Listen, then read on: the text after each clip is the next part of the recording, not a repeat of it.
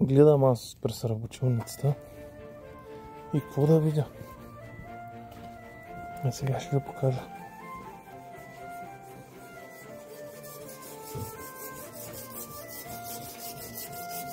Не знаех, че фиксираната точилка на Казак Pro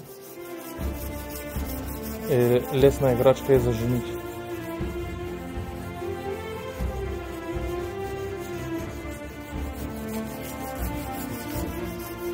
Ето, жена, я да видим как ги точиш.